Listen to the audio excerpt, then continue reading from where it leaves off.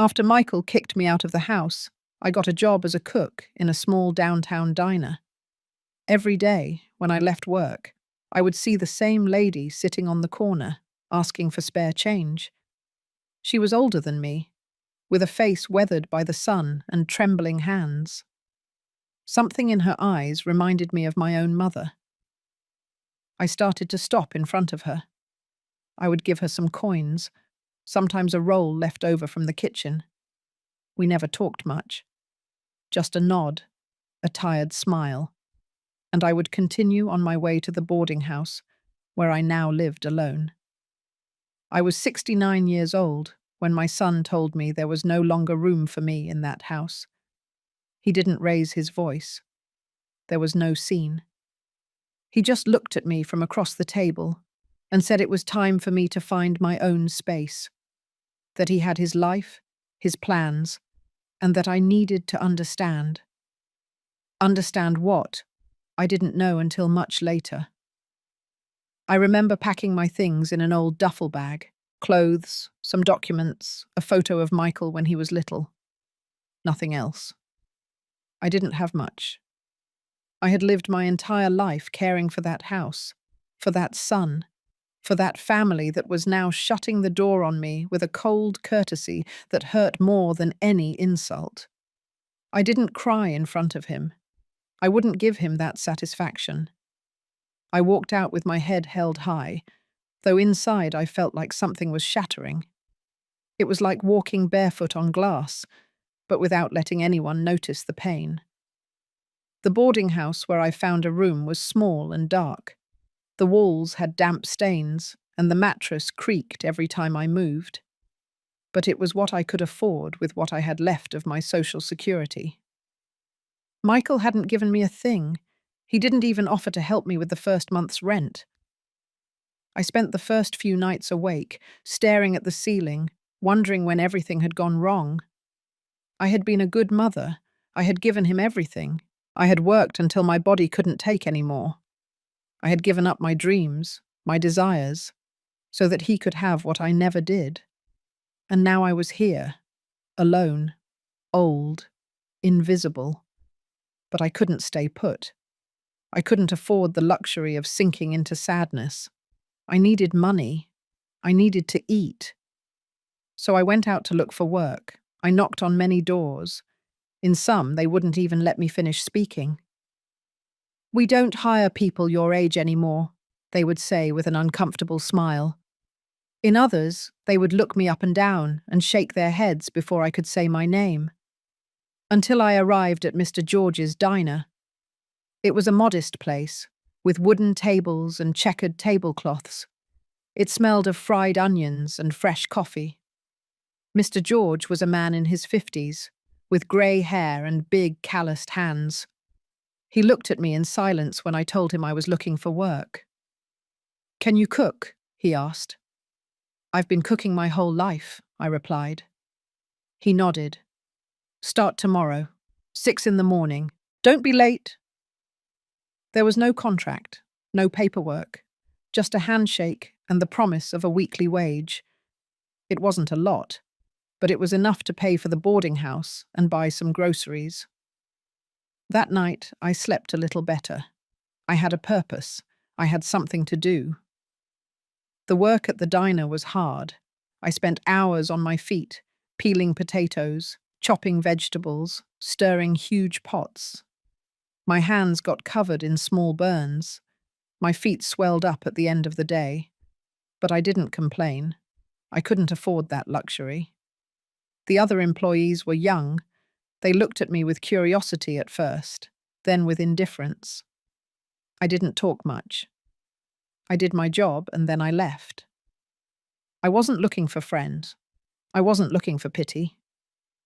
It was one of those afternoons, as I was leaving the diner, that I saw her for the first time. She was sitting on the corner, near the bus stop. She had white, messy hair, and her clothes were dirty and torn. In front of her was a rusty can with a few coins. I walked right past the first time. Not because I didn't want to help, but because I barely had anything myself. But something made me turn back. Maybe it was her gaze. Maybe it was the memory of my own mother, who had also grown old in silence, always waiting for someone to see her. The next day, I stopped in front of her. I took some coins out of my pocket and dropped them into the can. She looked up and met my eyes, which were tired. She didn't say anything. She just nodded slightly. That became a routine. Every day, after leaving work, I would stop in front of her. Sometimes I would give her money. Other times, a piece of cornbread I had saved from the diner. We never spoke, just that silent exchange of humanity. Weeks passed, then months. My life had been reduced to that: work, walk, sleep. I hadn't heard from Michael. I wasn't looking for him. I didn't want to know about him. But there was something that made me uneasy.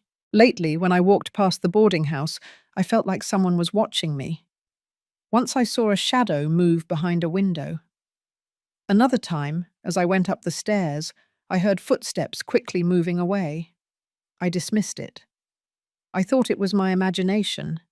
That loneliness was playing tricks on me. Until one afternoon, as I bent down to give the lady on the corner some coins, she grabbed my hand tightly.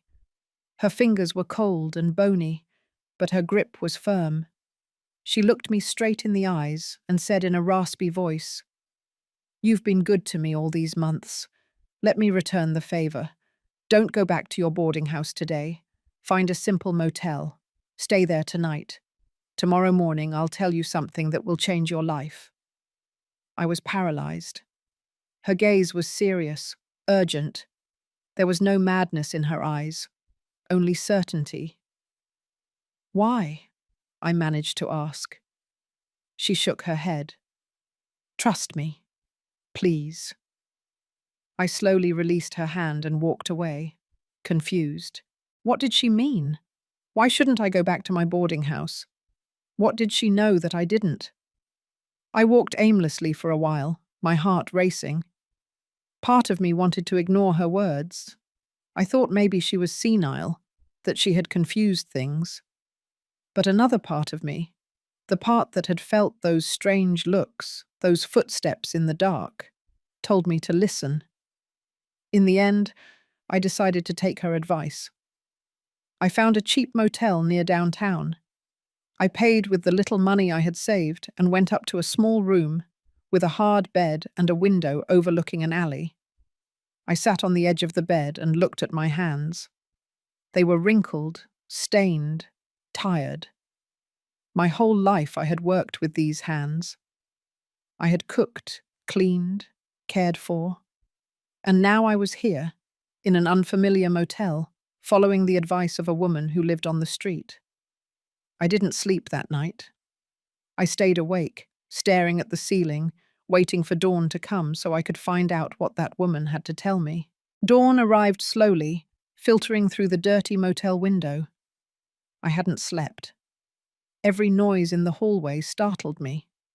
Every car that passed on the street made me think of the absurdity of my situation. I was in a cheap motel, following the advice of a stranger, while my room in the boarding house remained empty. I got up with an aching body. I washed my face with cold water and left without breakfast. I wasn't hungry. I just had questions. The lady was still on her corner, just like always, as if she hadn't moved all night. But when she saw me approaching, her eyes lit up with something like relief. "You did well not to go back," she said before I could speak. I knelt down in front of her, not caring that people were walking past us, looking with curiosity. "What's going on? What do you know?" She looked around, as if making sure no one was listening to us. Then she leaned in toward me and spoke in a low voice. "I saw a man circling your boarding house 2 days ago. Then yesterday afternoon, he was looking up at your window, waiting for something." My heart skipped a beat. "What man?" "Tall, dark hair. He was well dressed, not like the people around here. He had a black bag in his hand. She paused. He looked like you, in the eyes, in the shape of the mouth. I couldn't breathe. Michael, are you sure? I asked, though I already knew the answer. She nodded. I live here, on this corner. No one sees me, but I see everything. That man wasn't coming to visit you. He was coming to do something, and it wasn't anything good. My hands were shaking. I wanted to say she was wrong, that Michael would never do anything like that. But the words wouldn't come out. Because deep down, something in me already knew. I had felt his coldness. I had seen his indifference. And now this. Thank you, I managed to say. Thank you for warning me. She touched my arm gently. You fed me when no one else would. It was the least I could do. I walked away from her, stunned. My legs could barely hold me up. I wandered aimlessly for a while, trying to process what I had just heard. Michael had been at the boarding house, looking for me, waiting for me. Why? I passed the diner, but I didn't go in. I couldn't work in this state. Mr. George would see my face and know something was wrong. I needed to think. I needed to understand. I went to a nearby park and sat down on a bench.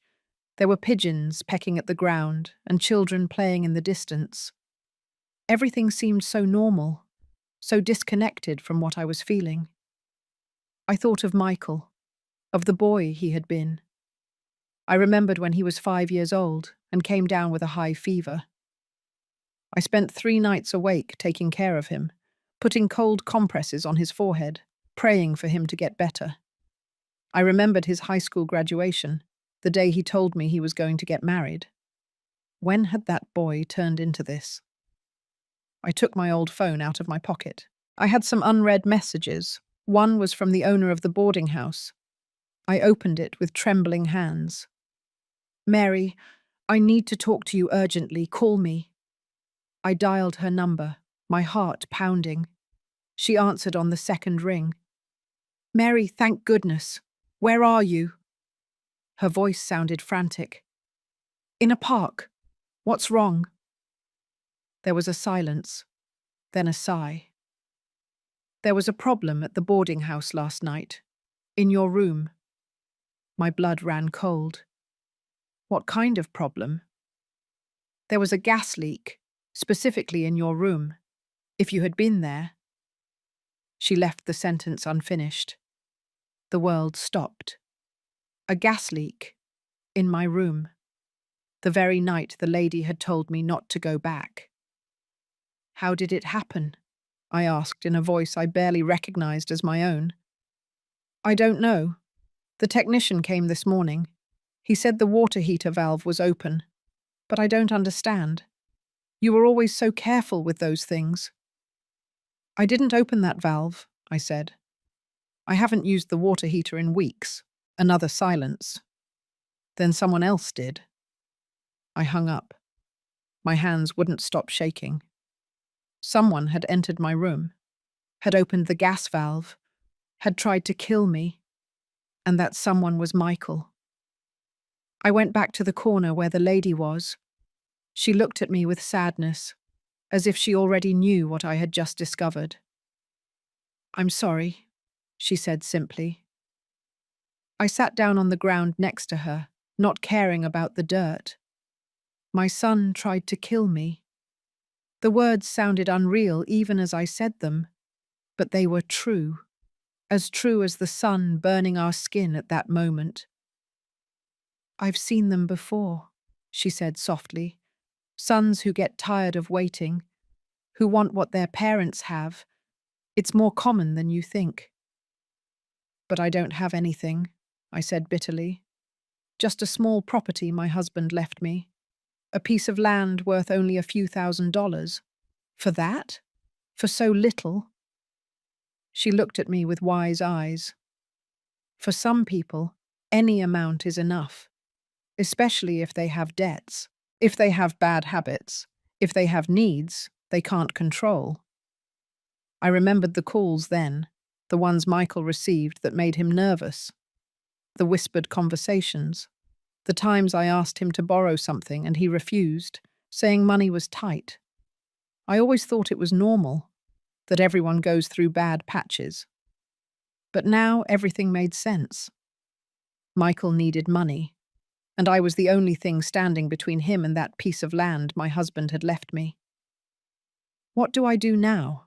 I asked, not to her specifically, to the air, to the sky, to whoever wanted to answer.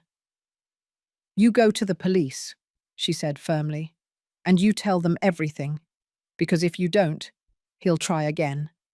And next time you might not have a crazy old lady to warn you." She was right. I knew it. But going to the police meant admitting that my son wanted to see me dead. It meant putting into words what I could barely accept in my mind.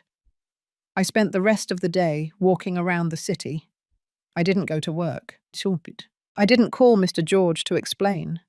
I just walked, trying to find the courage to do what I had to do. As evening fell, I returned to the cheap motel. I paid for another night with the little money I had left. I locked myself in the room and finally cried. I cried for the son I had lost, for the life I had built that was now crumbling, for myself and the naivety of believing that a mother's love was enough to protect me from everything. When my tears ran out, I washed my face and looked at myself in the mirror. My eyes were swollen.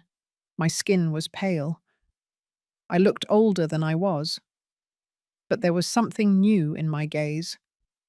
Something hard. Something that wasn't there before. Determination. I wasn't going to let Michael win. I wasn't going to die in silence so he could cash in on a piece of land he didn't even need. If he wanted to kill me, he would have to face me first. The next morning, I looked for the nearest police station. It was an old building with peeling paint. I walked in with a firm step, although I was trembling inside. A young officer greeted me at the counter. "How can I help you, ma'am?" I took a deep breath. "I'm here to report an attempted murder." He looked up, surprised. "Can you give me more details?" "My son tried to kill me," I said, and for the first time since I knew it, my voice didn't tremble as I said it. They sat me down in a small room. Another officer came in, older, with an immaculate uniform and a serious look. He introduced himself as Sergeant Martinez. "Tell me everything from the beginning," he said, opening a notebook. And I told him. I told him about being kicked out of my house, about the job at the diner, about the lady on the corner and her warning, about the gas leak, about Michael circling the boarding house. The sergeant took notes without interrupting me. When I finished, he looked at me with an expression I couldn't decipher. "Do you have proof of any of this?" he asked. "The boarding house owner can confirm the gas leak, and the lady who warned me saw Michael. Does this lady have a name, an address?" I realized I didn't even know what her name was.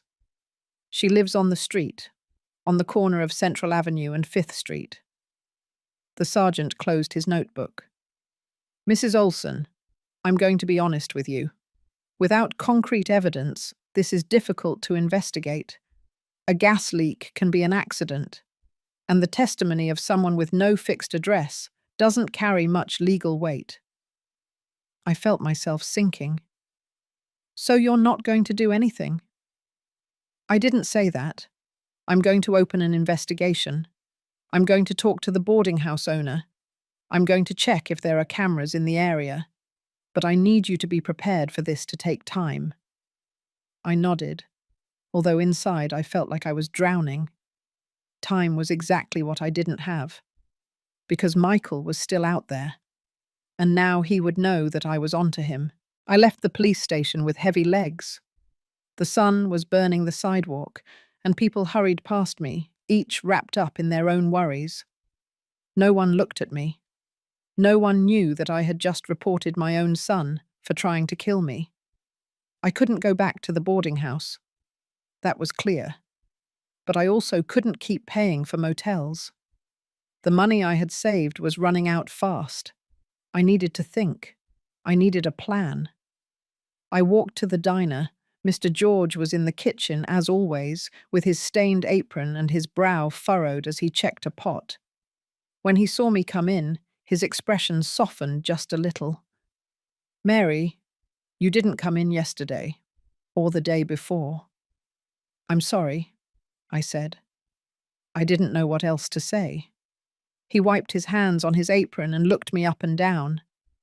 "Are you okay?" The simple question almost broke me.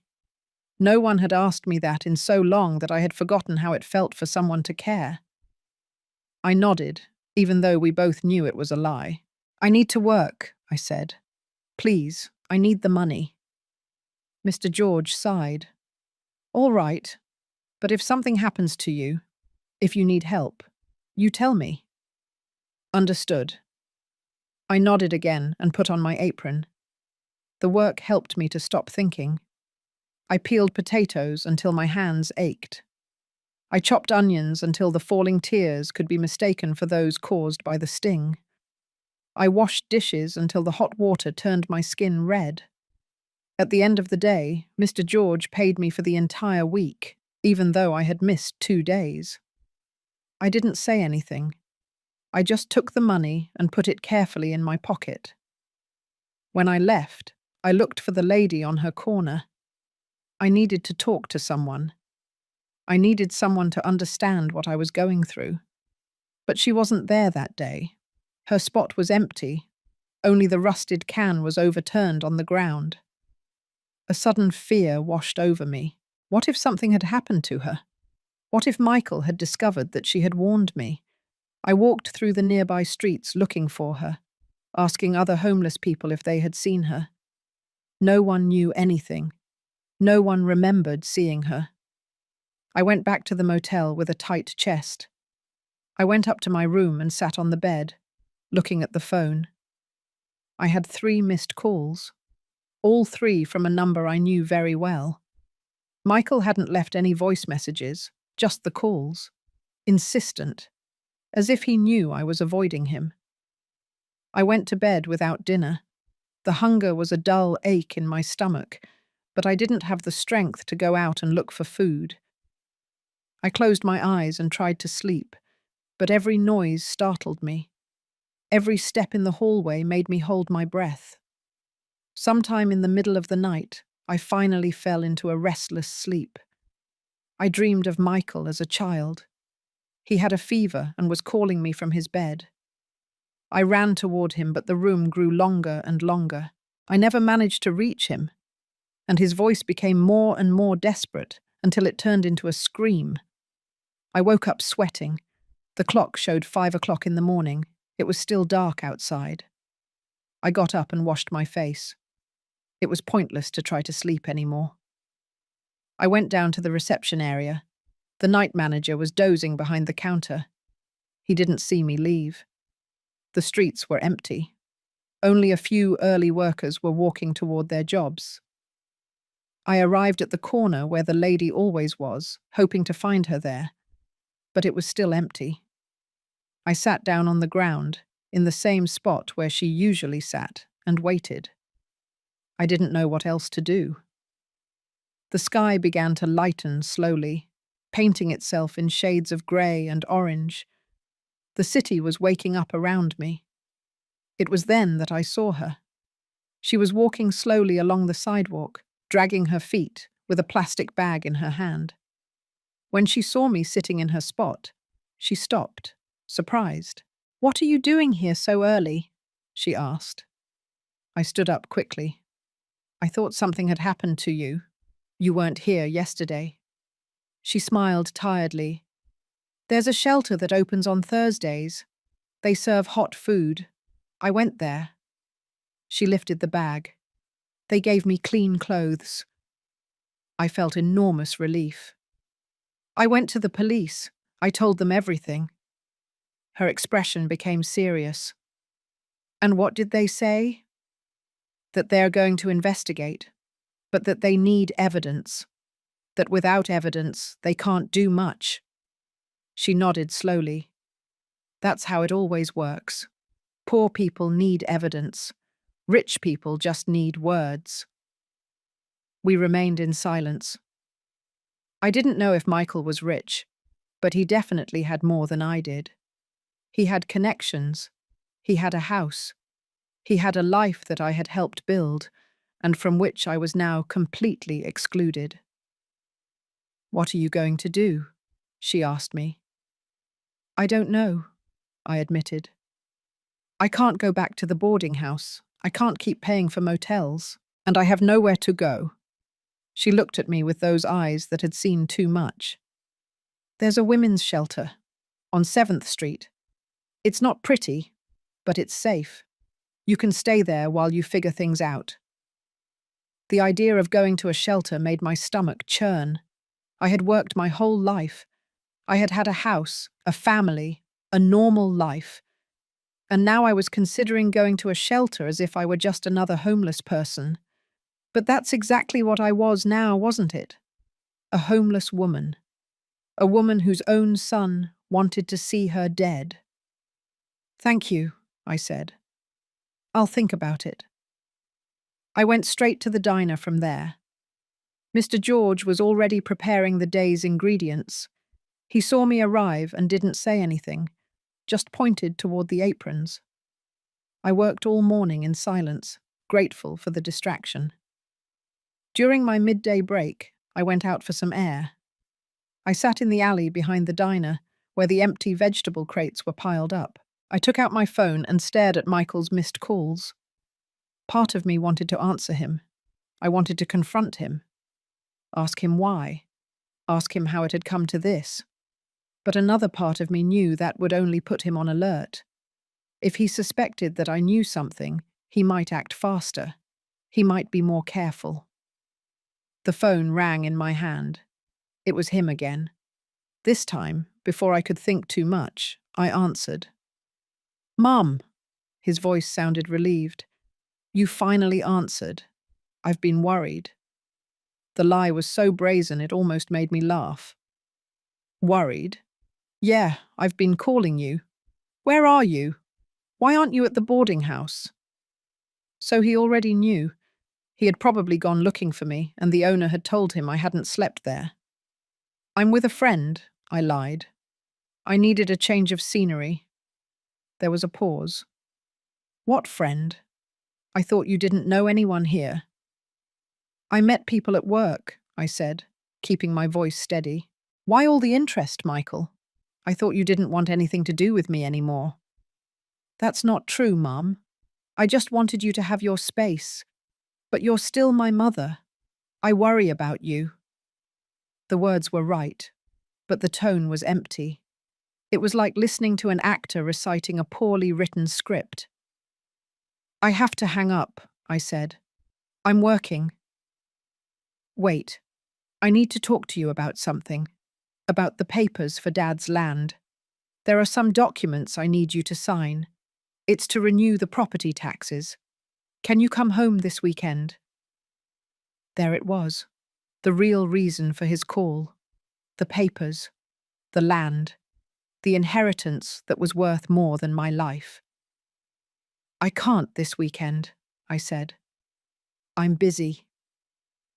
"It's important, Mum. If we don't renew the taxes, we could lose the property." "Then lose it," I said before hanging up. My hands were shaking.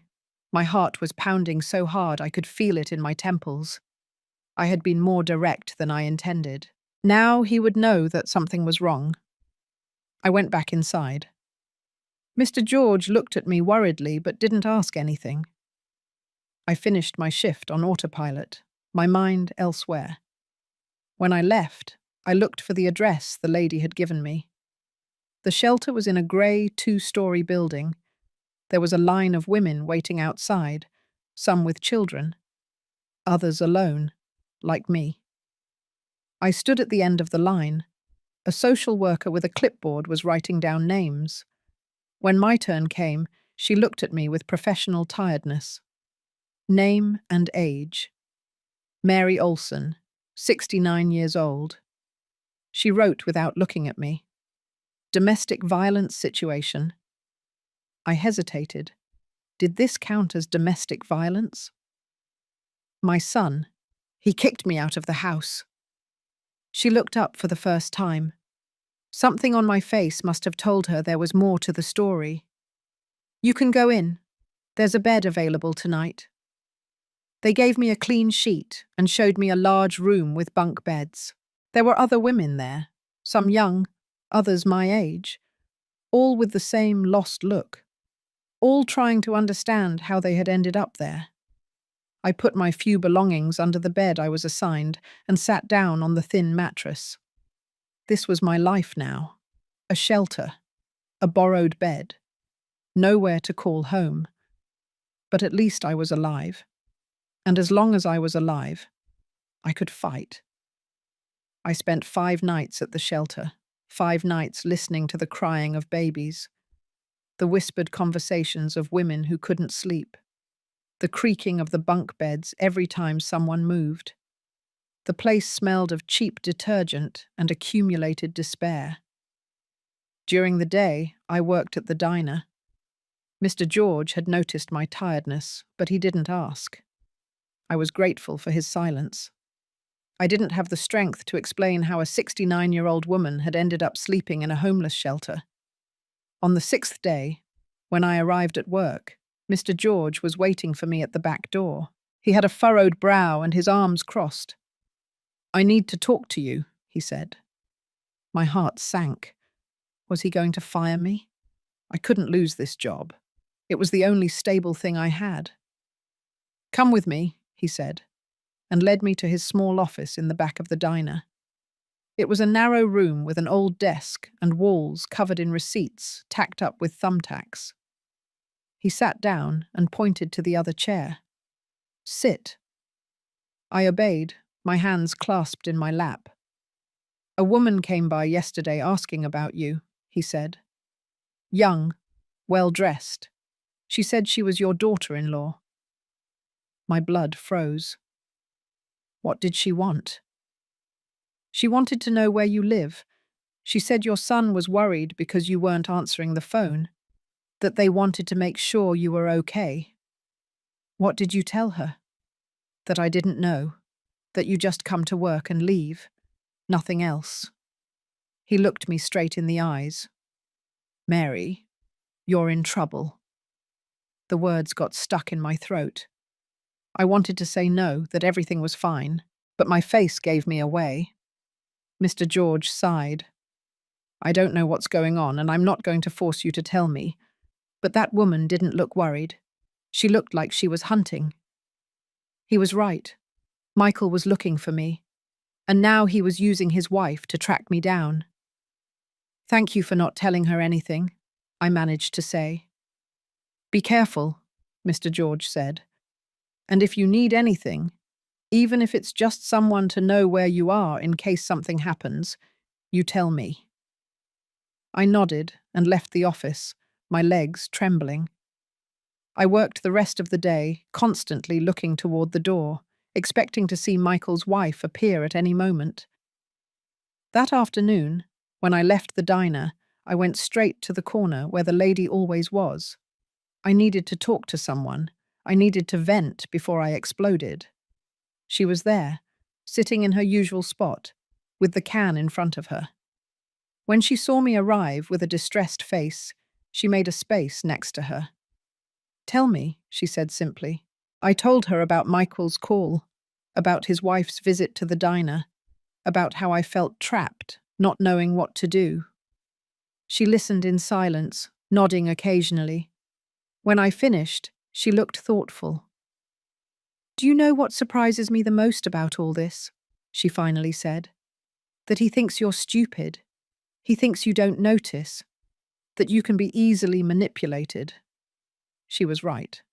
Michael had always treated me that way, as if I were naive, as if I didn't understand how the world worked. "Use that to your advantage," she continued. "Let him think he's in control. Meanwhile, you prepare your defense." "What defense? I have nothing. not even proof of what he did. She looked at me with that wisdom that only comes from living on the street. The evidence is there. You just have to know where to look. The owner of your boarding house can testify about the gas. The technician who checked the installation has a report. And I saw your son that night. The officer said your testimony doesn't count for much because you don't have a fixed address, I said with bitterness. Then we have to give me one, she said with a sad smile. Or get something else that makes me credible. I didn't understand what she meant until 2 days later. It was Friday morning.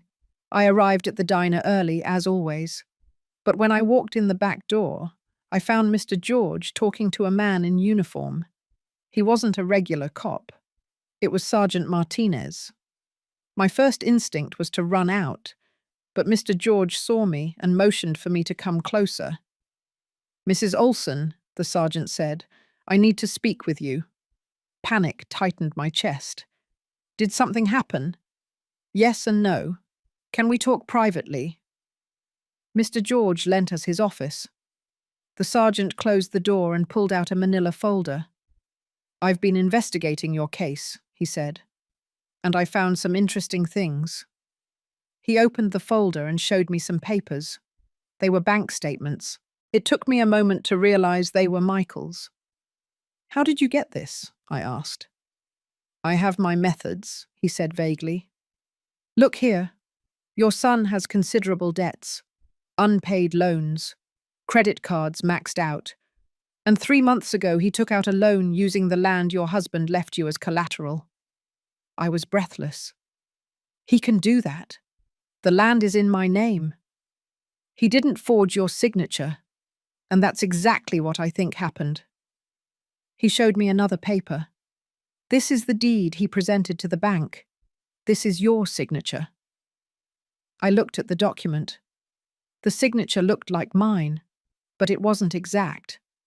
The strokes were different, firmer, more confident. No, I said. That is not my signature. The sergeant nodded, satisfied. That, he said. This changes everything. We're no longer just talking about attempted murder. We're talking about fraud, document forgery, and possibly more. What does that mean? It means we have a solid reason to arrest him. The attempted murder is difficult to prove without credible witnesses, but the bank fraud is clearer. Banks don't take these things lightly. For the first time in weeks, I felt a flicker of hope. You're going to arrest him? I need you to come to the police station and make a formal statement about the forgery. I also need you to bring any documents you have about the land. Original deeds, records, anything that proves you are the sole owner. They're at the boarding house, I said. In a shoebox under my bed. You can go get them. The idea of returning to the boarding house terrified me. But I needed those papers. They were the only proof that the land was mine. I'll go with you, the sergeant said, as if reading my mind. You won't be alone. We went that same afternoon. The sergeant was driving an unmarked patrol car. I was in the passenger seat, looking out the window, my hands clasped tightly in my lap. When we arrived at the boarding house, the owner was at the reception desk. She was surprised to see me with a police officer. Mary, what's going on? I need to pick up some things from my room, I said.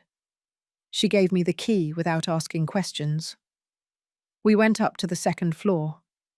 My room was at the end of the hall. The door was still locked, just as I had left it. I opened it with trembling hands. The room was exactly as I remembered it. The bed unmade. The window curtains drawn. The smell of stale air. I knelt down next to the bed and pulled out the shoebox I kept underneath. Inside were all my important documents. My birth certificate, my marriage certificate, my husband's death certificate, and the deed to the land. I carefully took it out and handed it to the sergeant. He quickly reviewed it. Perfect, he said. This is enough. It was then that I heard it. Footsteps in the hallway. Voices. I recognized one of them immediately. Michael. The sergeant heard it too. He put a hand on my shoulder. "Stay here," he whispered. He went out into the hallway. I stood paralyzed next to the bed, my heart beating so fast I thought it would burst out of my chest. I heard the sergeant's voice. "Can I help you?" "Who are you?" Michael replied. "What are you doing in my mother's room?" "I'm Sergeant Martinez." "And you are?" "Michael Olson. This is my mother's room. Where is she?" "I'm right here," I said, stepping out into the hallway. I don't know where I found the courage, but suddenly I was tired of hiding.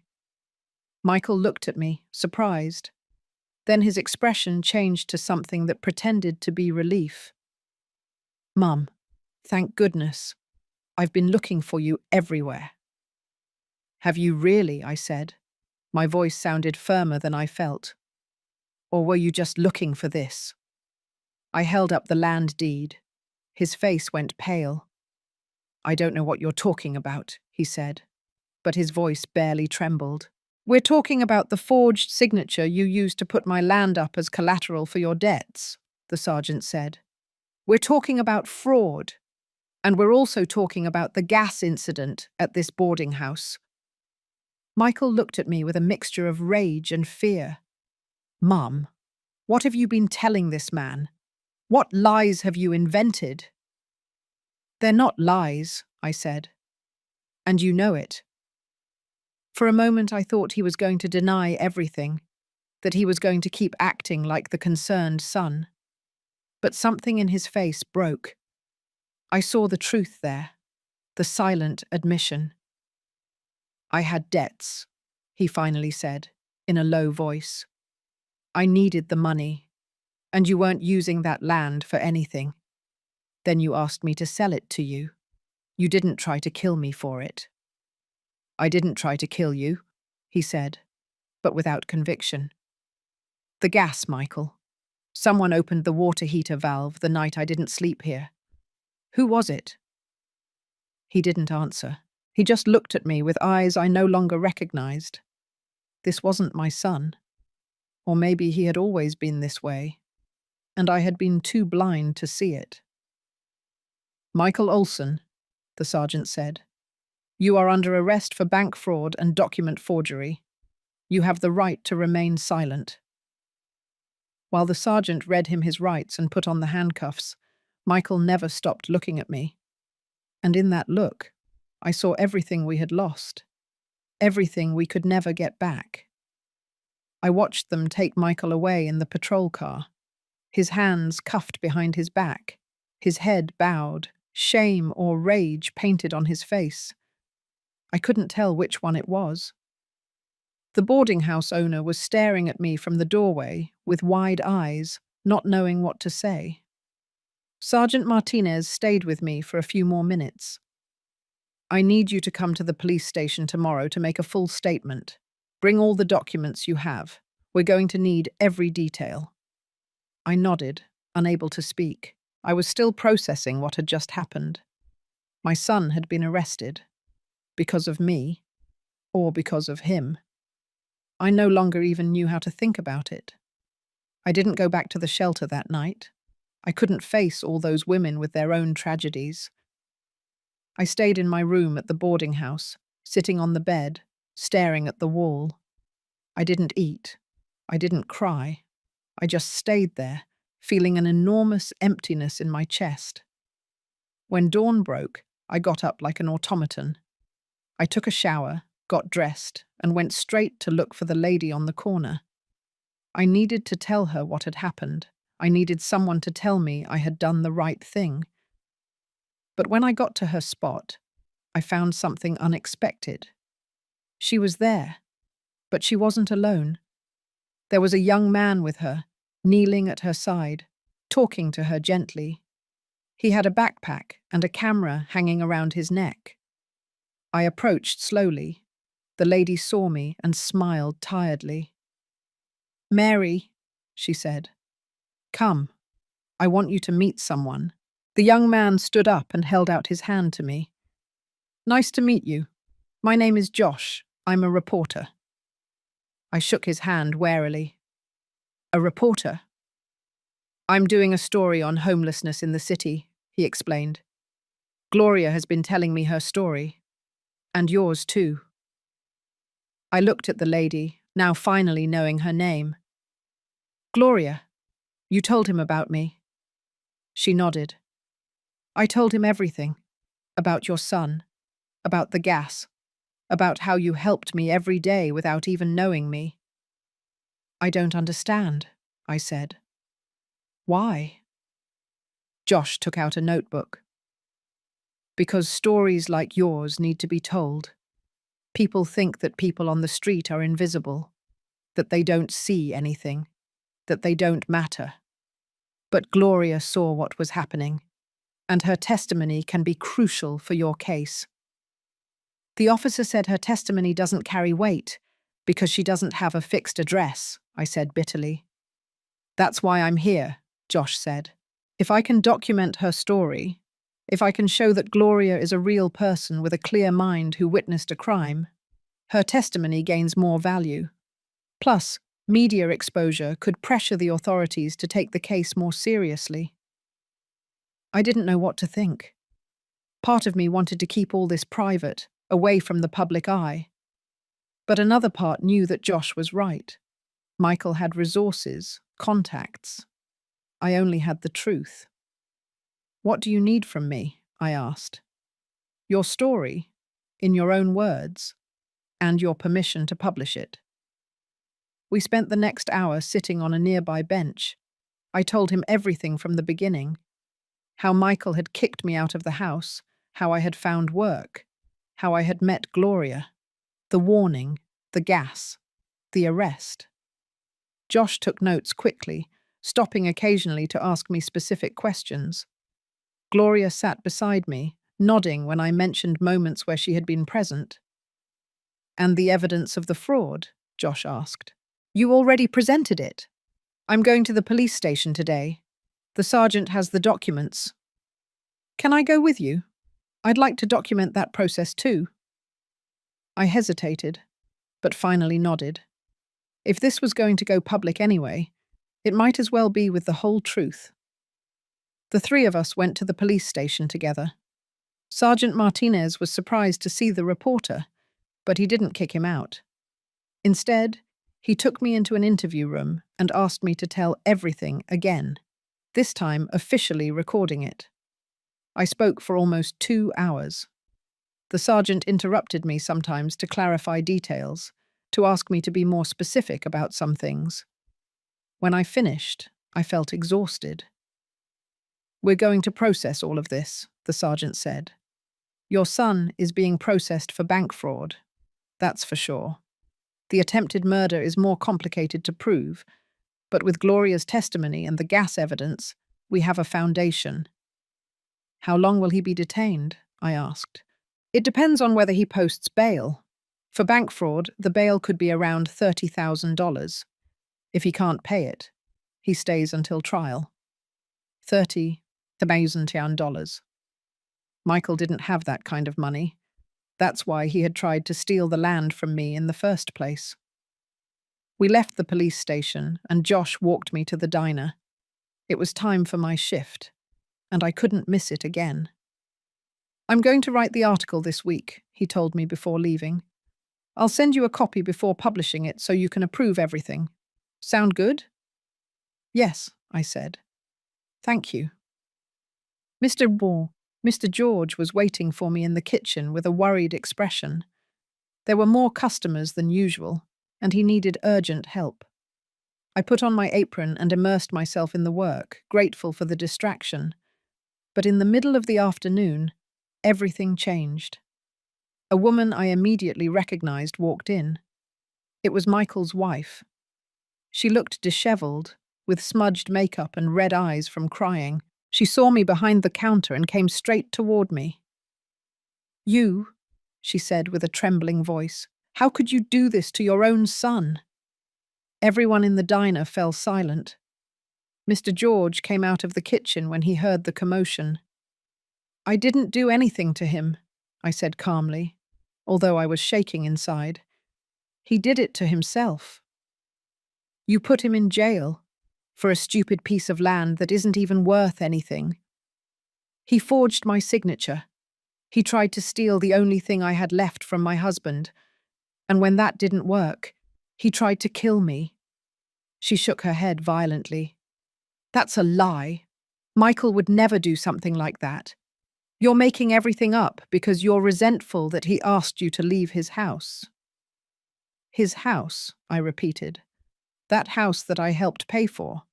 That house where he's raising that son who now wants to see me dead. Ma'am, Mr. George intervened with a firm voice, I need you to leave. You're bothering my employee. Employee? She looked at me with contempt. Look what you've become. A cook in a dive diner. And all because of your pride. If you had signed the papers like Michael asked, none of this would have happened. You're right, I said. If I had let myself be robbed in silence, if I had agreed to die when the gas was opened in my room, none of this would have happened.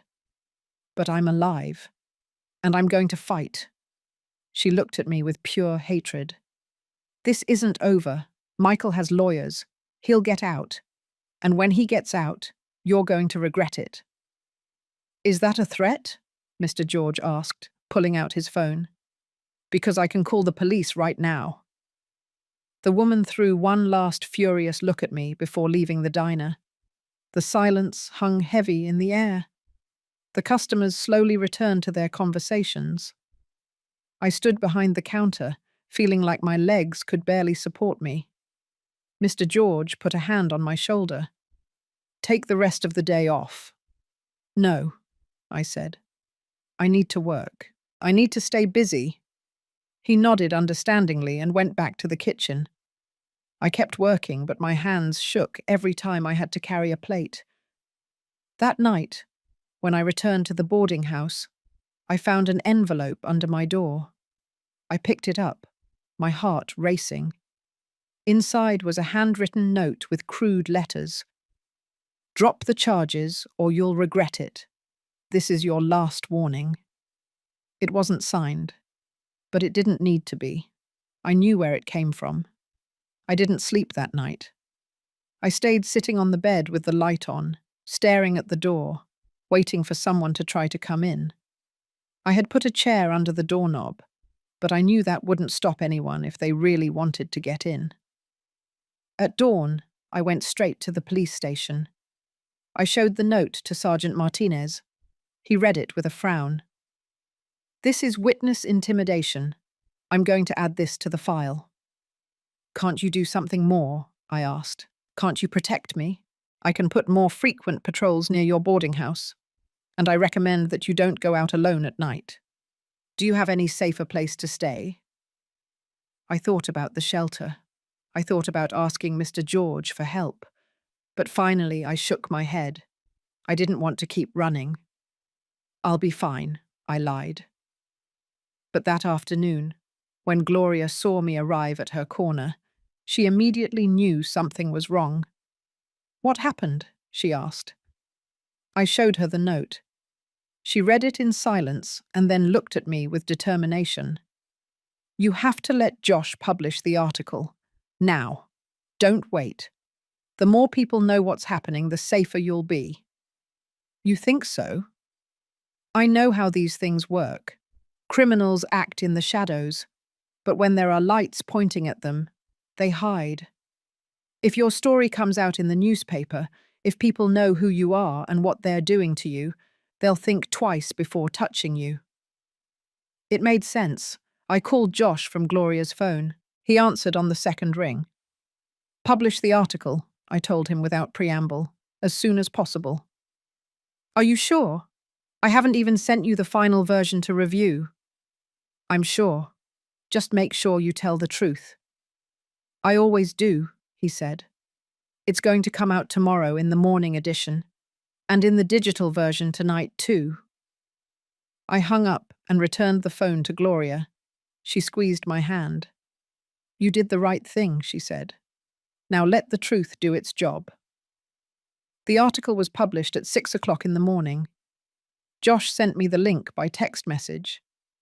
I read it sitting on the edge of my bed, my hands shaking as I held the phone.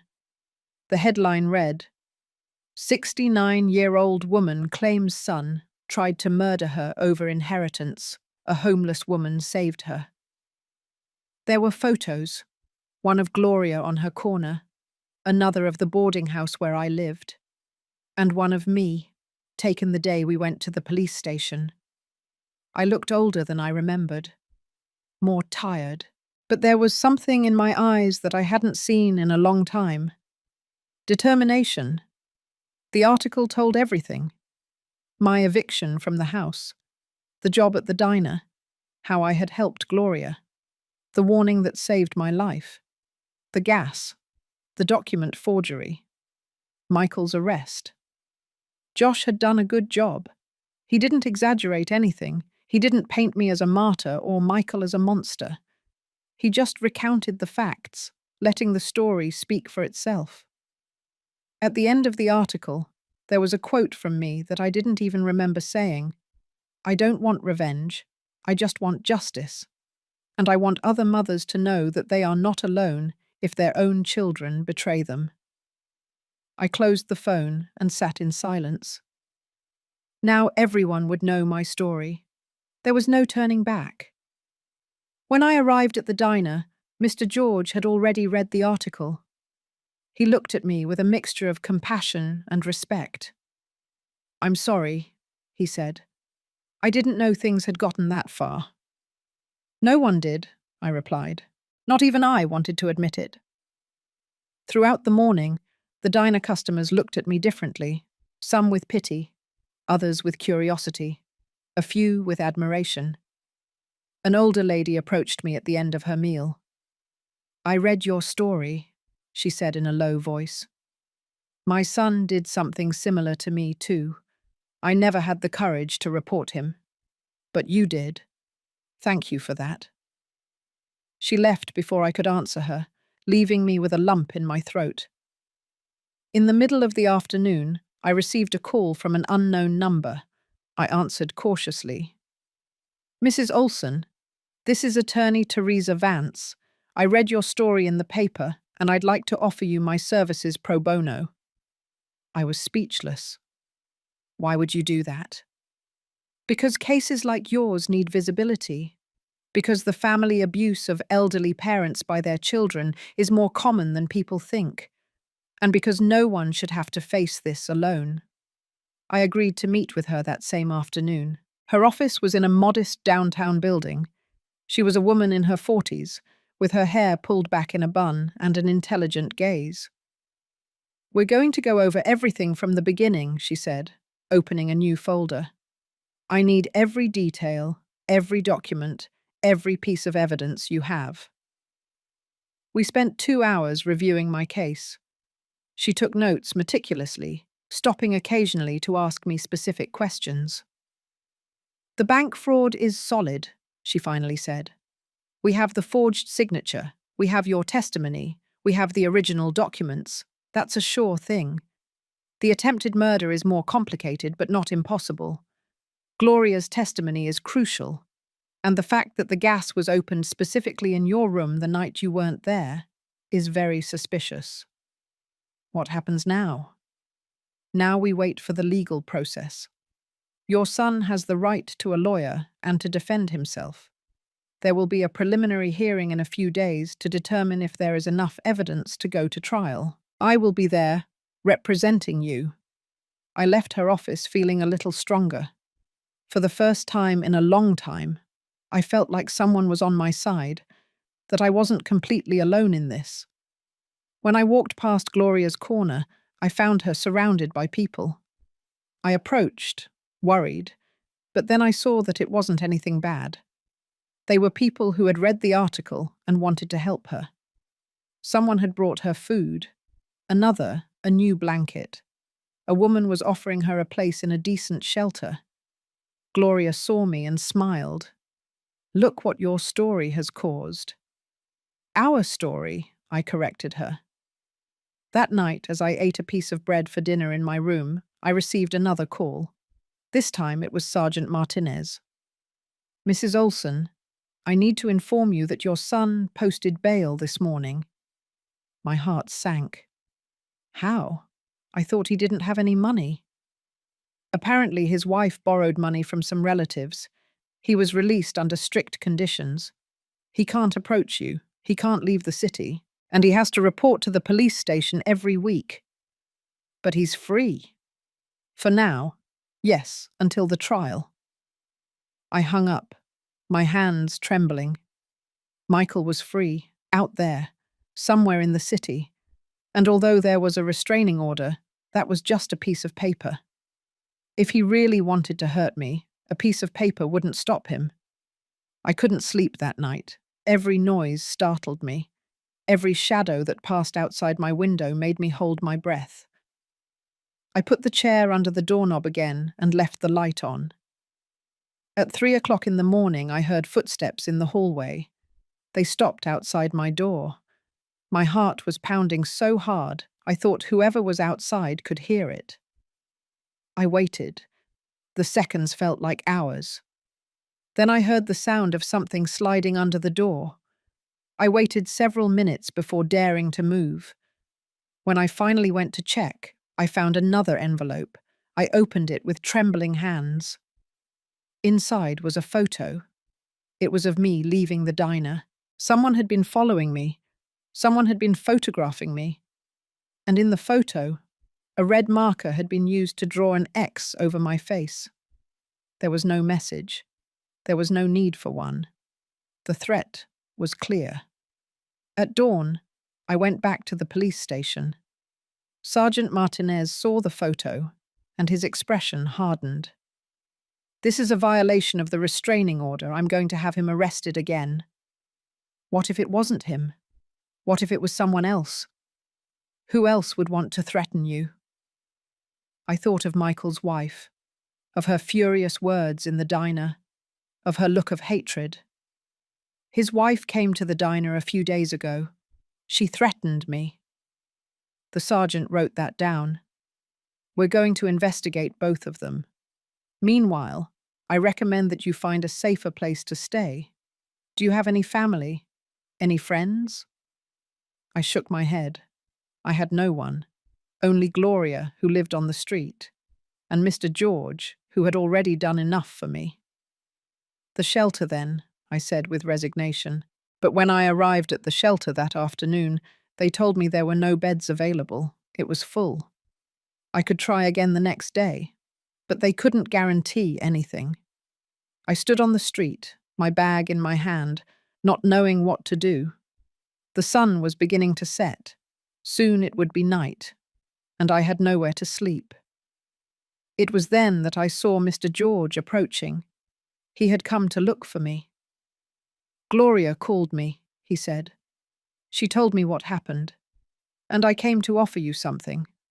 I have a small room above the diner. I use it for storage, but we can clean it up. It's not much, but it has a bed and a lock on the door. You'd be safer there than at the boarding house. Tears burned my eyes. I can't accept. You've already done so much for me. I'm not asking for your permission, he said firmly. I'm telling you the room is available. If you want to use it, use it. If not, it's your decision. But I'm not going to let one of my employees sleep on the street when I have a space available.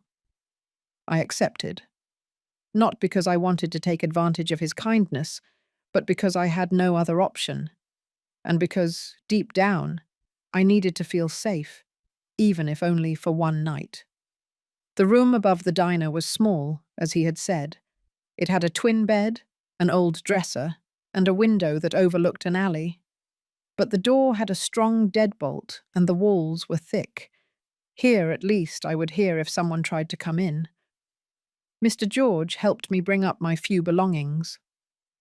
The bathroom is downstairs, in the diner. You can use it whenever you want. And there's food in the kitchen. Don't go hungry. Thank you. That was all I could say. Words weren't enough to express what I felt.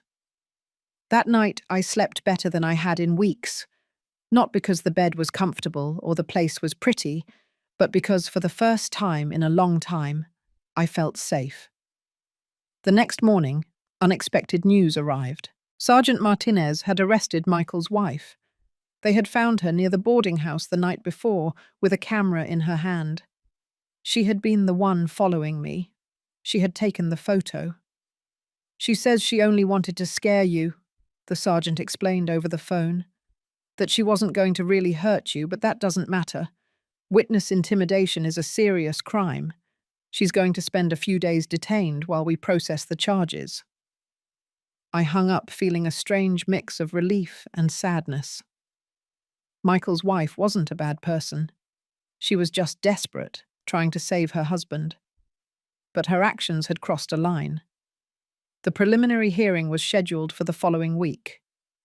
Attorney Teresa prepared me for days, making me go over my testimony again and again, anticipating the questions Michael's lawyer might ask me.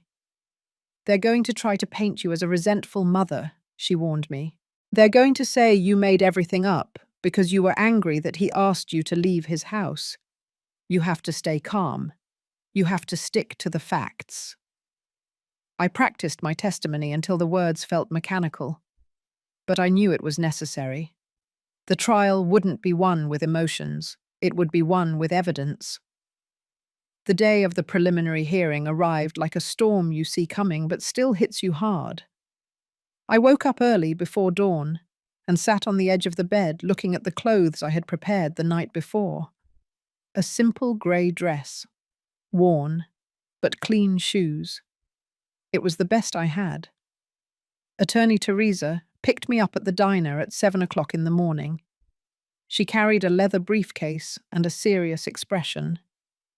"Ready?" she asked me. I wasn't, but I nodded anyway. The courthouse was an old building with dark hallways and the smell of old papers. There were people waiting on benches outside the courtrooms, entire families, lawyers in expensive suits, talking in low voices. Everything felt intimidating and foreign to me. We entered the courtroom. It was smaller than I had imagined. There were wooden benches, a stand where the judge would sit, and 2 tables facing each other for the lawyers. At one of them, I saw Michael sitting next to his lawyer. He was wearing a suit I didn't recognize. He must have bought it especially for this, or maybe he had kept it stored all this time. He didn't look at me when I entered. He kept his gaze forward, as if I didn't exist. I sat down behind Attorney Teresa's table. Gloria was sitting on the public benches. She greeted me with a discreet nod. Josh, the reporter, was also there with his notebook. And Mr. George, who had closed the diner for the morning to accompany me. The judge entered, and we all stood up. He was an older man, about 60 years old, with completely white hair and thick glasses. He sat down and began to review the documents in front of him. "All right," he finally said. "We are here for the preliminary hearing in the case of Mary Olson versus Michael Olson. The charges are bank fraud, document forgery, and attempted murder. Is the prosecution ready to present their arguments?" Attorney Teresa stood up. "Yes, Your Honor." For the next hour, she presented all the evidence, the forged signature on the bank documents, Michael's bank statements showing his debts, the technician's report about the gas leak in my room, the testimony of the boarding house owner. Everything was there, organized and clear. Then it was my turn to testify. I went up to the stand, my legs trembling. I swore to tell the truth with my hand on a worn Bible, and I began to tell my story. I talked about how Michael had asked me to leave his house, about how I had found work at the diner, about my conversations with Gloria, about the night she warned me not to return to the boarding house, about the gas. Michael's lawyer interrupted me several times with objections. "That is speculation, Your Honor. The witness is assuming intentions that she cannot prove."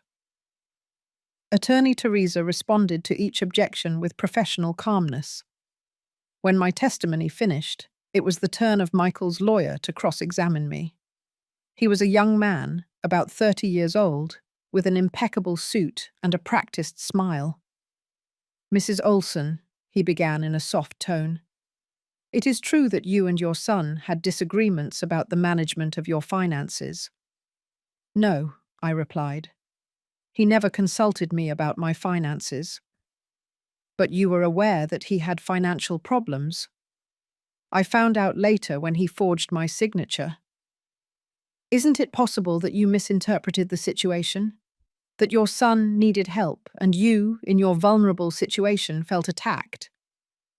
"I didn't misinterpret anything," I said firmly.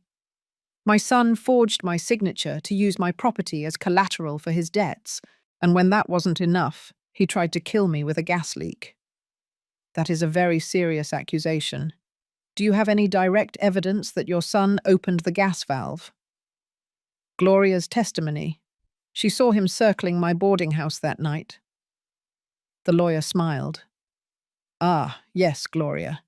A woman with no fixed address, with no verifiable identification, with no background we can check. Do you really expect this court to accept the testimony of someone whose identity we can't even confirm?" "Gloria saved my life," I said, "and her testimony is just as valid as anyone else's." "Your Honor," Attorney Teresa intervened, "the credibility of a witness is not determined by their housing situation." The judge nodded. "Proceed, counsel." The cross-examination continued for another half-hour. Michael's lawyer tried to discredit every part of my story. He insinuated that I was making things up out of spite, that I was confused because of my age, that I had misinterpreted my son's intentions, but I remained calm.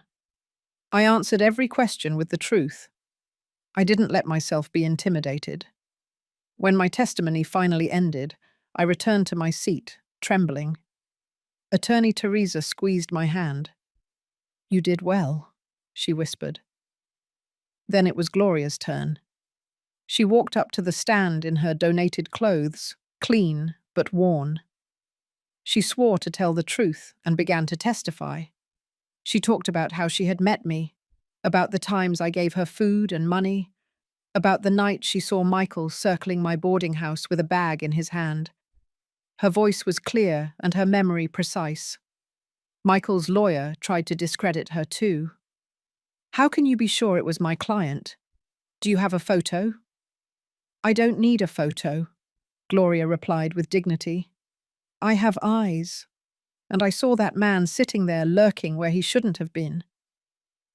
When the testimonies finished, the judge took a recess. We went out into the hallway to wait. Attorney Teresa seemed optimistic.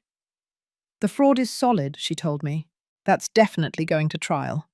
The attempted murder is harder to prove, but we presented a strong case." Half an hour later, we went back in. The judge had his decision ready. After reviewing the evidence presented, he said, "I find that there is probable cause to proceed with the charges of bank fraud and document forgery. Regarding the attempted murder charge, although the evidence is circumstantial, there are enough suspicious elements to warrant a deeper investigation. The case will proceed to full trial." I felt like I could breathe again. Michael would still face the charges. Justice would take its course. The months that followed were the strangest of my life. As we waited for the date of the full trial, my routine became a strange mix of normalcy and constant tension. I worked at the diner during the day. I slept in the room above the kitchen at night. And every week I met with Attorney Teresa to prepare my final testimony. But something had changed in me. I was no longer just the woman who had been kicked out of her house. I was no longer just the victim. I was becoming someone different, someone stronger. Josh's article had an impact that none of us expected. Other women started contacting me. Women who had gone through similar situations. Daughters who had abandoned their mothers. Sons who had stolen their social security checks. Families that had disintegrated because of greed. One afternoon, While I was cleaning the tables at the diner, an older woman walked in. She must have been around 70 years old, with hair dyed a mahogany shade and hands full of rings. She sat at a corner table and waited for me to approach. "Mary Olson?" she asked when I arrived with the menu. "Yes," I replied cautiously. "I read your story. My name is Alma Davis, and I came to offer you something." She introduced herself as the director of an organization that helped seniors in situations of family abuse. "We want you to give talks," she explained, "to tell your story, to help other women recognize the signs of abuse before it's too late." The idea overwhelmed me. I'm not good at public speaking. "You don't need to be good," Alma said softly. "You just need to be honest. Your story has power. You can save lives." I agreed to think about it, and the more I thought about it, the more sense it made. If my suffering could be used to help others, then it hadn't been in vain. My first talk was at a small community centre. There were about 20 women sitting on folding chairs, all over 60 years old, all with stories written on their tired faces. My hands were trembling when I stood in front of them. "My name is Mary Olson," I began, "and my son tried to kill me for a piece of land worth $20,000. The silence in the room was absolute, and then I started telling. I told them everything. I omitted nothing. The pain, the shame, the fear. But I also told them about the hope, about Gloria, about the people who had helped me when I needed it most." When I finished, several women had tears in their eyes. One of them raised her hand. "My daughter does the same thing," she said with a broken voice. "She constantly asks me for money. She threatens me if I don't give it to her. I thought it was my fault, that I had done something wrong." "It's not your fault," I told her, "and you're not alone." After that talk, more followed. I spoke at churches, at senior day centres, at support groups. Each time it was easier. Each time I felt like my story was serving something bigger than myself. Meanwhile, Gloria was also changing. The exposure from the article had brought her unexpected help. A non-profit organization had gotten her a spot in a permanent shelter. She no longer slept on the street. She had a bed, a roof, 3 meals a day. But the most important thing was that we had formed a bond. We saw each other almost every day. Sometimes she came to the diner and Mr. George gave her free food. Other times I would go to the shelter to visit her. We talked about everything and nothing. She told me stories from her life before she became homeless. I told her my fears about the approaching trial. "Do you know what the strangest thing about all this is?" I said to her one afternoon while we were drinking coffee at the shelter. "That my son kicked me out of his life, but I found a new family. You, Mr. George, Attorney Teresa, even Josh. You all have become the family I never thought I would have." Gloria smiled. "Sometimes God closes doors so we can find windows, or in our case, so we can find street corners." We laughed together. It was the first time in months that I could truly laugh. The trial was scheduled for early December. 2 weeks before, Attorney Teresa called me with news. "Michael's lawyer wants to make a deal," she told me. "He's offering to plead guilty to the bank fraud in exchange for you dropping the attempted murder charge." "What does that mean?" "It means he would go to prison for the fraud, probably between 3 and 5 years. But he wouldn't face charges for trying to kill you. It's a shorter sentence." "And what do you think?" There was a pause. "I think the attempted murder charge is hard to prove. We have strong circumstantial evidence, but we don't have a confession or a direct witness who saw him open the gas valve. A jury might doubt it. Accepting the deal guarantees he goes to prison. Rejecting it is a risk." "How long do I have to decide?" "Until tomorrow." I spent that night awake. I paced back and forth in my small room, thinking about all the options. Part of me wanted to reject the deal. I wanted Michael to face all the charges. I wanted him to pay for trying to kill me. But another part of me was tired, tired of fighting, tired of reliving the pain over and over. 3 years in prison was enough for him to understand the consequences of his actions. 5 years, even more. Even the next morning, I called Attorney Teresa. I accept the deal, I told her, but with one condition. I want him to give up any rights to the land. I want him to sign legal documents, ceding any future claim to my property. And I want a permanent restraining order. I don't want him to ever come near me again, even when he gets out of prison. I can arrange that, she said. Leave it to me. The deal was finalized 3 days later. Michael pleaded guilty to bank fraud and document forgery. He signed the papers giving up any rights to my property. The judge imposed a sentence of 4 years in prison, with no possibility of parole until he had served at least 2 years. I didn't go to the sentencing hearing. I didn't want to see his face when he heard the verdict. Attorney Teresa went on my behalf and called me afterward with the news. It's over, she told me. You can move on with your life now. But moving on wasn't as simple as it sounded.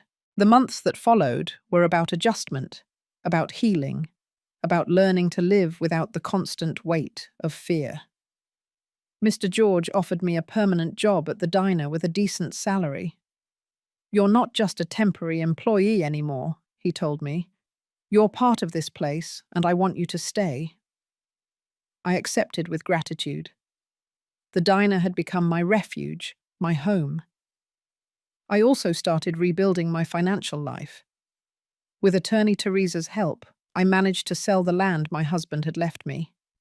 It wasn't worth much, as Michael had said, only $23,000, but it was enough to start over.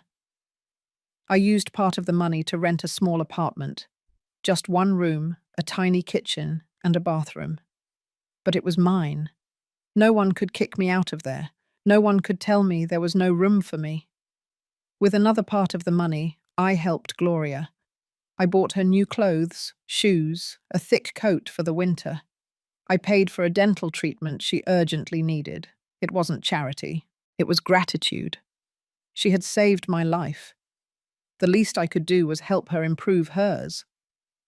You didn't have to do this, she told me when I handed her the bags with her new things. Yes, I did, I replied. You gave me a second chance. Let me return the favor. The talks I gave at community centers began to multiply. Alma Davis, the director of the organization, had officially incorporated me as a volunteer. Now I traveled around the city giving lectures on family abuse towards seniors. Every time I told my story, I saw faces that recognized themselves in it. Women who nodded with tears in their eyes. Men who admitted to having gone through similar situations. And always, at the end, someone would approach to thank me.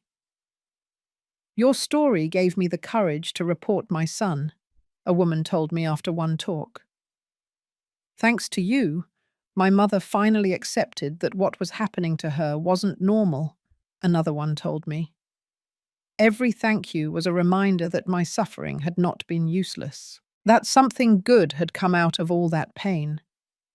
A year after Michael's arrest, Josh published a follow-up article.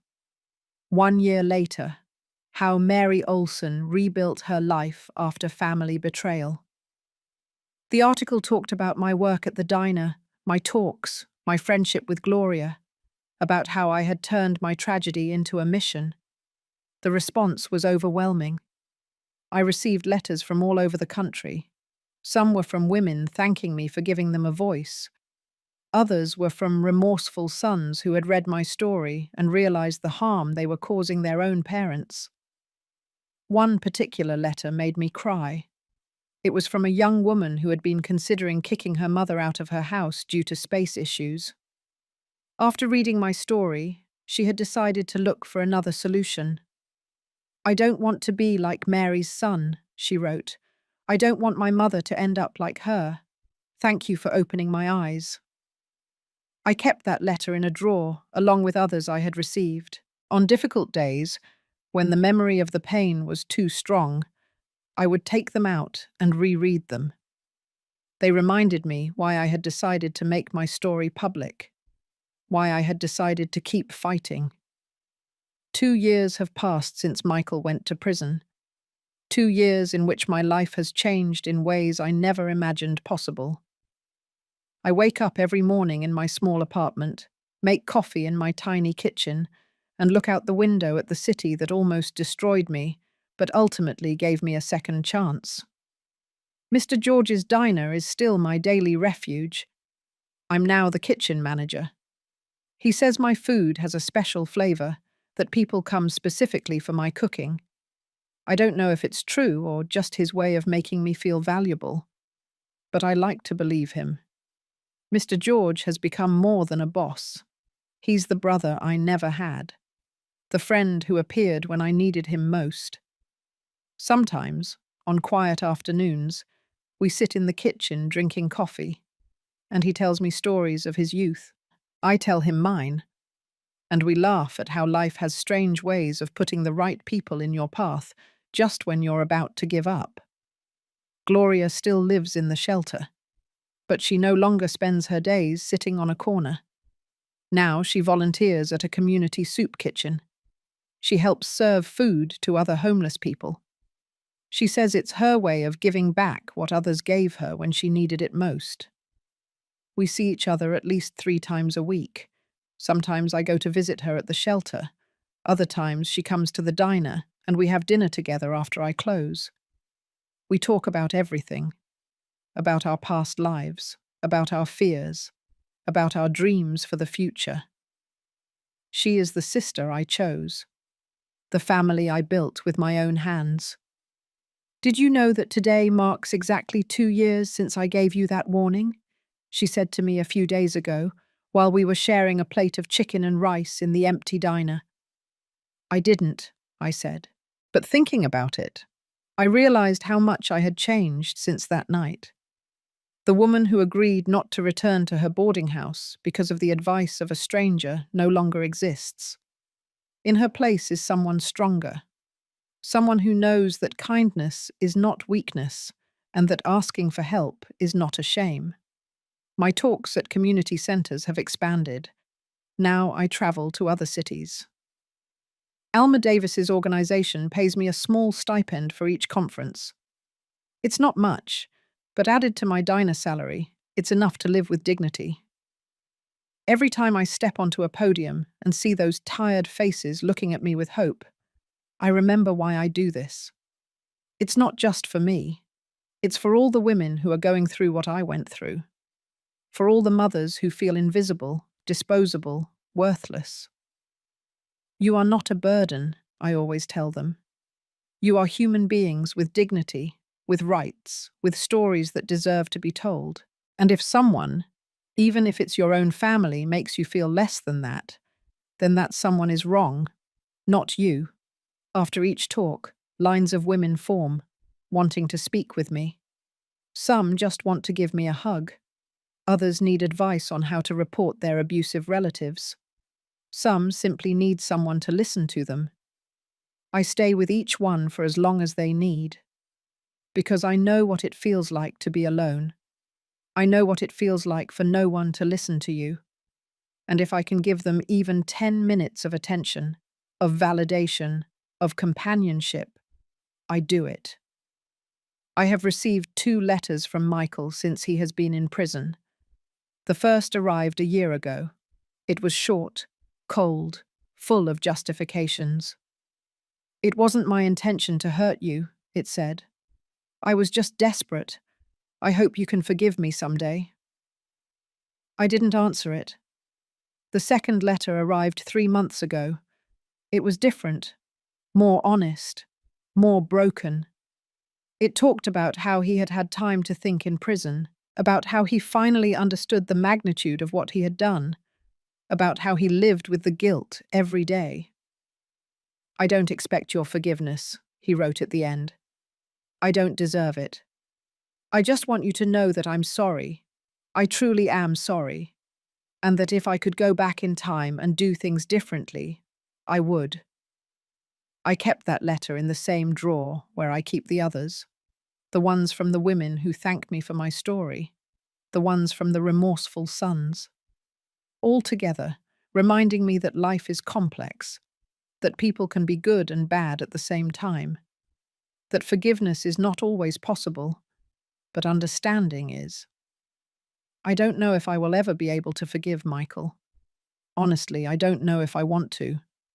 What he did almost cost me my life. It cost me my home, my security, my faith in family. Those are wounds that don't heal easily. But I've learned that I don't need to forgive him to move forward, that I can carry the pain and still build a beautiful life, that I can remember what happened without letting it define me. Attorney Teresa has become a close friend. We have lunch together once a month. She tells me about her other cases. I tell her about my conferences. Sometimes she asks me for advice on how to approach older clients who have gone through similar situations to mine.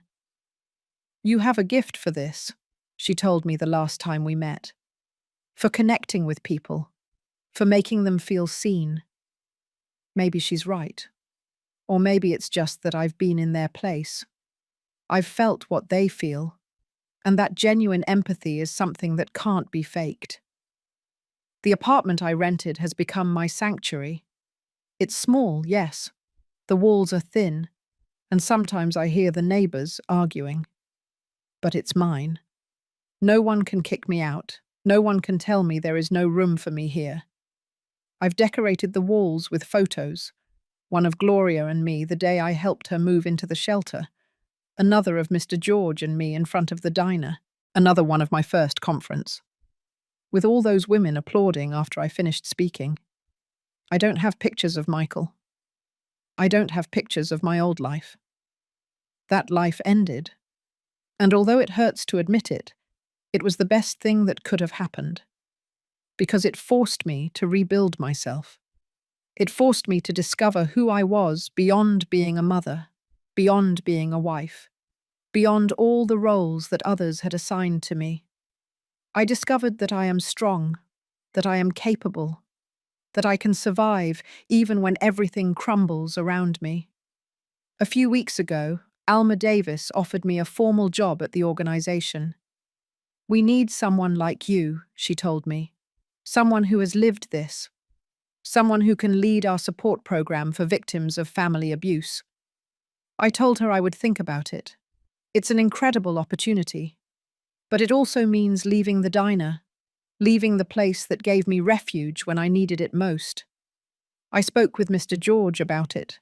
I expected him to be upset, to tell me I was abandoning him. But instead, he smiled. Mary, he said, I gave you a job because you needed it. But I always knew you were destined for something bigger. If this opportunity makes you happy, take it. You will always have a place here if you decide to come back. His words made me cry, because they confirmed something I had begun to understand. That good people exist. That kindness is not a weakness. That helping others without expecting anything in return is what makes us human. I accepted the job. I start next month. I will lead a team of social workers and volunteers who help seniors in situations of abuse. I will design programs. I will conduct training. I will continue giving conferences. But now, as an official part of my job, it's terrifying and exciting at the same time. Yesterday, as I walked back to my apartment after work, I passed the corner where Gloria used to sit. No one is there anymore. But I stopped anyway. I stood in that spot, remembering. I remembered the first time I gave her some coins. I remembered all the times we looked at each other in silence. Two women invisible to the world, but visible to each other. I remembered the night she grabbed my hand and told me not to go back to my boarding house. That warning saved my life. But more than that, It changed the course of my existence. It led me down a path I never would have chosen, but one I wouldn't trade for anything now. Because yes, I lost my son. I lost my home. I lost the life I knew. But I gained something much more valuable. I gained my dignity. I gained my voice. I gained the certainty that I am stronger than I ever imagined. And I gained a new family. Not of blood, but of choice. Gloria, Mr. George, Teresa, Alma, Josh. All the women I've met at my conferences. Everyone who helped me when I was at my lowest point. This morning, as I was having coffee in my apartment, I received a message from Gloria. "Want to get breakfast together today? I have something to tell you." I replied yes immediately, because that's what family does. It shows up, it's present, it's there through the good times and the bad. I put on my coat, the one I bought with the money from the land sale, and walked toward the diner where we had agreed to meet. The sun was shining. It was cold, but not unpleasantly so. The city was waking up around me, full of life, full of possibilities. And as I walked, I thought about everything that had happened, about how far I had come, about the woman I had been, and the woman I had become. I am no longer the 69-year-old lady who was kicked out of her house. I am no longer just the victim of her son's betrayal. I am Mary Olson. I am a survivor. I am a fighter. I am living proof that it is never too late to start over. And if my story can help even one person find the courage to get out of an abusive situation, then every tear, every sleepless night, every moment of fear will have been worth it. Because in the end, life is not about what happens to us. It's about what we do with what happens to us. And I chose not to remain in the role of the victim. I chose to stand up. I chose to fight. I chose to turn my pain into purpose. And that, more than anything else, is my victory. I arrived at the diner and saw Gloria waiting for me at a table by the window. When she saw me walk in, she smiled. That smile I had first seen 2 years ago on a street corner. That smile that had saved my life. I sat down across from her and took her wrinkled hand in mine. "Thank you," I told her. "Not for the first time. Probably not for the last time." "For what?" she asked, though we both knew the answer. "For seeing me when no one else did. For helping me when you had no reason to. For reminding me that there is still goodness in this world." She squeezed my hand. "You did the same for me. We saved each other." And she was right. Because that's what people who find each other in the darkness do. They hold on. They support each other. And together, they find the path toward the light.